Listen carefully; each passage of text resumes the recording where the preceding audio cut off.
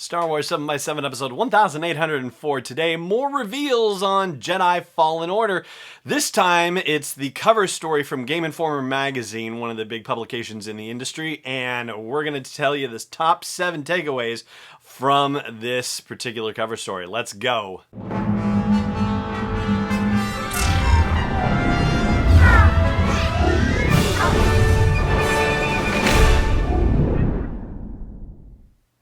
Hey Rebel Rouser, I'm Alan Voivod and this is Star Wars 7x7. Thank you so much for joining me for this episode where we are going to talk about the top 7 takeaways from the Game Informer magazine cover story on Jedi Fallen Order. Let's start with Cal Kestis' backstory. Here's what we know that's new about Cal Kestis, who is our Jedi hero in Fallen Order. First of all, he is somebody who has not had a lot of experience in the Clone Wars. According to the article, he may have gone out on a few missions here and there, but he was certainly not given the level of authority or experience that Obi-Wan and Anakin had, for example. And they don't want to reveal anything about his story. They're being pretty tight-lipped about it. But what they have said is that you will discover Cal's origin story as you go through the game. Not necessarily in flashbacks, but just as part of your progression through the game. And the article implies that the way that they're being tight-lipped about it, this being Respawn Entertainment, suggests that he might potentially be a significant character, which, that implication means that he's significant in the sense that he may be somebody that we've either heard of or come across somewhere else in Star Wars media, or that we're about to come across in Star Wars media, and that they are not saying anything about that yet. It's implied, and it is just the writer's prerogative in saying this, but it's hard to tell where exactly that supposition is coming from, per se. Anyway, just file that in the back of your brain about Cal and whether he might be a more significant player in the whole Star Wars saga than we yet know. Now, the second big takeaway is the fact that even though Game Informer says that Respawn is being very quiet about the event that happens that reveals Cal's existence to the Empire, I think they've kind of already implied what that is. In the gameplay reveal trailer, and that's the footage that they revealed at Celebration Chicago, there's a scene where some support cable snaps on a salvage job that they're working on Braca, and a character, who knows who this character is yet at this point, falls off the ship and is falling, and there is a scene of Cal reaching out and trying to, grab him, missing, but still reaching out. And there's a little probe droid that happens to be watching, and Cal's, probably going to use the Force at some point to try to save this character who would otherwise be falling to his or her death. And that seems like that's probably the origin event that reveals Cal's existence to the Empire. But according to the Game Informer article, they're not talking about it. So there may be more to the story than just what we've seen so far. All right, the third big reveal has to do with a bit of a switch as far as character motivations. Previously, I think it had been stated, or at least we've been given the idea, that it was Cal's mission to restore the Jedi Order, but that's not what the Game Informer article puts forth. It's actually the character Seer, who is played by Deborah Wilson, and she is a former Jedi Knight who manages to, come across Cal and starts working with him, working together.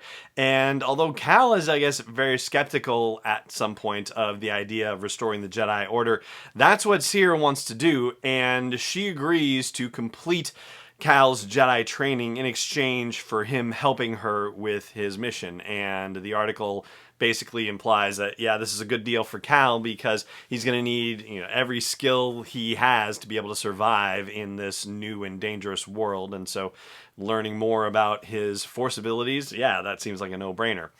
And our fourth big reveal has to do with the fact that Seer may actually know where there is an enclave of Jedi hiding out, a group of Jedi that are, otherwise lost and in hiding, or at least intentionally lost and in hiding, maybe.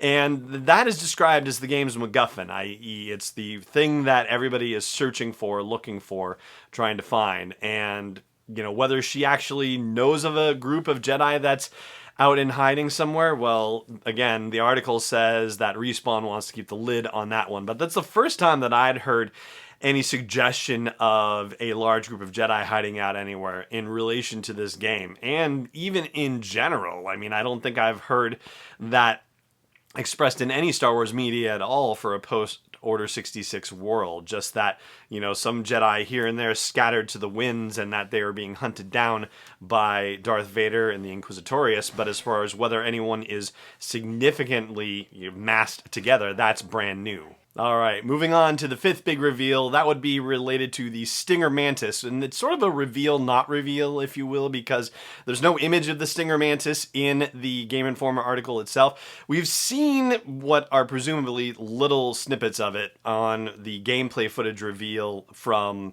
another gameplay, the trailer reveal, from Celebration Chicago. But what we know about it is that it's a brand new ship design, and it was done by Doug Chiang. Yeah, that Doug Chiang. And pretty awesome, right? He gets around between this and Galaxy's Edge and Star Wars movies and whatnot. Anyway, it's supposedly a long and surprisingly slender design, similar to a commercial aircraft. However, it has a large dorsal fin that can be rotated around depending on the flying conditions that it encounters. So there's that for you. And the reason why the Stinger Mantis is flying with the crew aboard to Kashyyyk is that they are meeting up with Tarful. And Tarful is a Wookiee chieftain who is probably best remembered from appearing in Revenge of the Sith and was considered a very dear friend of Yoda's, along with Chewbacca as well. And when Yoda escaped from Kashyyyk after the Order 66 debacle, it was Tarful and Chewbacca that escorted him to the escape pod. And so apparently Tarful is free and on the loose and leading a resistance of Wookiees on Kashyyyk in the Galactic Empire days. And that's who Cere and Cal are going to meet with as part of whatever their mission is, what their original mission is, going to Kashyyyk. And the seventh big reveal is really going to be our miscellaneous bits of reveals, and I'm going to share those with you after the break, so stay tuned. Hey, Rebel Rouser. If you've got a business that needs to reach a dedicated audience of Star Wars fans, or you know somebody who does, then you might want to reach out to me. I've got a show that reaches thousands of people between the audio version, the video version, and our social media channels, and I'd love to find out how I can help you with your business ventures too. Just reach out at sw7x7.com/sponsors. That's plural SPONSORS. That's sw7x7.com/sponsors, and let's see how we can work together. And we're back. Thanks so much for staying with me.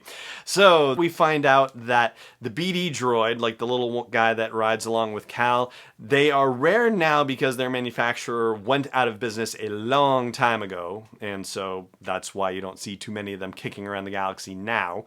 Also, Saw Gerrera challenges Cal about his lightsaber and asks whether Cal got it off some Jedi corpse, and Cal says no, he got it from his master, but we don't yet know who Cal's master was.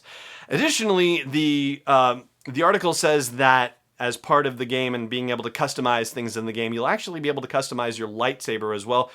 Also, as part of that, different colors are suggested, that you may be able to change the color of the blade. I find that particularly interesting, and I think that's worth learning more about, so hopefully we'll get more details about that.